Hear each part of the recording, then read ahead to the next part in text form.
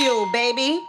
Um, on a business level, what does it take to break an artist, get the machine going, the notoriety, the attention? Because you've worked with Cardi, you've worked with Dream Doll, Mariah Lynn, Lou Got Cash, Handsome Baller. This is what I remember off top. I'm probably forgetting another five that you're responsible for. You know, Well, as a DJ, I think that a lot of DJs are responsible for breaking a lot of artists. The artists that you named were artists that affiliated with me by way through me having a record production company. But even prior to that, me and several DJs, we all break artists that doesn't even, relate to us, and business wise. So me saying that, I remember what comes to mind that I know in this region of the Northeast, I was a big attribute to Young Jeezy's career. interesting. And I remember And how did that go? Because that's a down south dude. What did you do to break him or Well- be an attribute up top? Well, just bringing the culture from the South to up north and breaking records in the club, going to different places, different events, making sure that people are aware by way through flyers. Flyers. This was back then pre social media.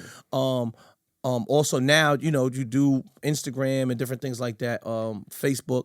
But I remember with Jeezy or even Meek Mill, a young Meek Mill, it just was just keep constantly putting them in your face, put them on stage and them executing. Fetty Wap too. You was rocking with Fetty Wap. Well, let me tell you what Fetty Wap did was weird.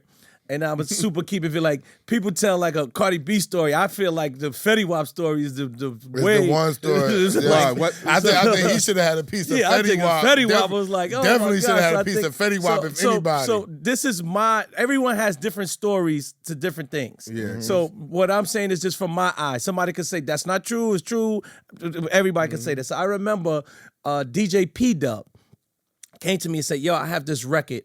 I don't know if it was called Trap Queen at the time, but he said, hey, I have this record. They want to make it a DJ self record here. And it was Trap Queen. When I first heard it, I was like, what the hell is this? Right? And you can say it now. Everybody is, and At they first saw it what sounded it went. way different. And I was like, nah, God. And this was like a year maybe prior to it coming out. Also, it didn't have the rap in it. Let me specify that too. So the song just was like, "You my trap queen," and it said that for 4 minutes straight, over and over and over. And I was like, "Nah, dude." You know what I'm saying? I was like, "This is not happening, God." You know what I'm saying? But it was over and over. She my trap queen, and I said hello. It just kept going over and over, and I was like, "Nah, dude." But I did play it on the radio. I said, you know what? Because I thought he was from Philly also. Now, I'm not saying why I played on the radio, but I thought he was from Philly. So in my mind, I was like, yeah, let me play it. I kept playing it. And then at the time, I think it was also luck when it comes to that because I think I was doing Cancun or something like that or Jamaica or something like that in Memorial Weekend. So I was running a tape. And the tape that I was running had that song on it, so it constantly played. Yeah. So it's like it was also by default. So the song constantly played, and then I never went with the song. I went with a song called Yeah Okay. That was remember, it he's was from Jersey, a too. guy from Jersey. They both was from Jersey, and his name was Kazi Pop. I remember And I actually gave both songs to Rick Ross, and Rick Ross chose Yeah Okay. So now I got a song with Rick Ross.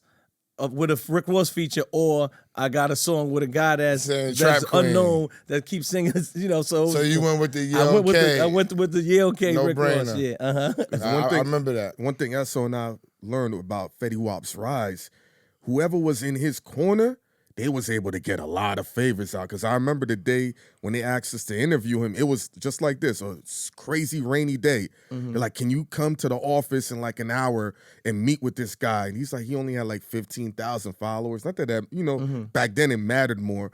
And he just has this record and he only has one eye. I'm like, I'm not coming. They're like, please, bro, please.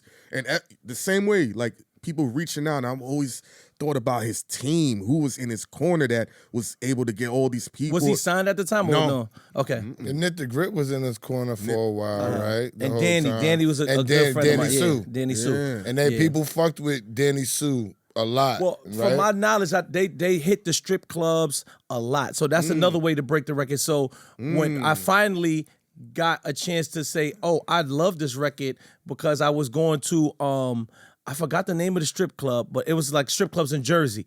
Every dancer, they knew the song word for word. So I said, yo, like sometimes when you see a girl or other people singing a song and having a good time for it, you kind of understand the song a lot. Yeah. And I think that's called discovery. You understand? A lot of times, it's hard to discover a record, but when you start seeing other people do things and enjoy a song, you kind of know how to prepare it to another person. Because when I first heard it, I didn't know how to prepare it. Then when I saw the dancers and stuff going crazy to it, so I'm like, okay, cool. I know I could break this record in a strip club. I'm not a trap queen, so I don't sell drugs. So I don't know how to prepare to somebody. But now, the hustlers, the scammers, the dope boys, everybody, they in the strip club. All right, cool. Now I could just, now I know how to serve it to you. I'm gonna serve it to you in the strip club. No, that's something. That's a jewel too, because DJs think that they just dropping records. They think that they just supposed to know and self-saw the visual of the strippers. That's like what the video does for the regular people. Absolutely. You know how you don't see it, and then you see the video visual, and you be like, yo, I get it now. Now I get it how to serve it. Fire. And I tell a lot of artists like the worst thing you could do is you're in an event or a nightclub. I'm using nightclubs but any event, and you just say, hey, I'm gonna airdrop you my song, or here's my flash drive. I never even heard it. So how am I gonna play it properly if I don't even know how to play it? Like, you understand? It could be a drill song and I'm playing twerk music, or it could be, a southern record, whatever. You know what I'm saying? It's like I don't know how to serve it properly. So it's like, what would you want them to do? Would you want them to try to tell you how to serve it? And the music is blamming at the time because they want to get their record played. I think really, well, then patience is a virtue. You know what I'm saying? So it's like you could also hurt your record. And I tell people that, like, all right, I play your record, the dance floor cleared. Now people be like, man, that record is trash. You understand what I'm saying? And it probably really not. It's that people just don't know what it is. And you didn't bring it in right. You didn't know how to serve it. The best bet would be come up to self and be like, yo, what you into? Can I get you a bottle? Can I bring something? Nah, not me personally. I don't want nothing. Just give me your record and let me listen to it on my personal time. But what I'm saying, what I'm saying is not to play it, just for the introduction and say, self, I know you got your whole rollout set up. Just absorb the record. Get some attention. No, don't even play it now. Absorb it for 2-3 days. I'll come back the next time you spin here and see if it's worthy of your playlist. That's cool, but besides the buy you a drink or something like that. And I think, like, a lot of times the cliche is every DJ want money or gifts and stuff like that. And I think that, when those things happen, you have to be very careful.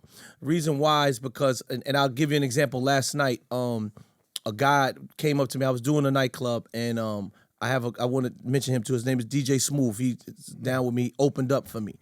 And he's standing on the side of me, and the guy kept coming to me, yo, shout my girlfriend out. And I was shouting his girlfriend out. It was her birthday.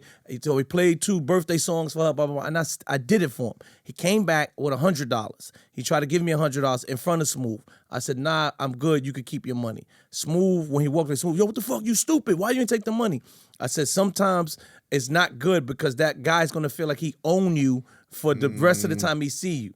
And it's not even worth it. I did it for free. It was cool. It didn't hurt me or anything like that. I don't need his money. You understand? And even if you need it, do you need that headache of a person feel like they owning you?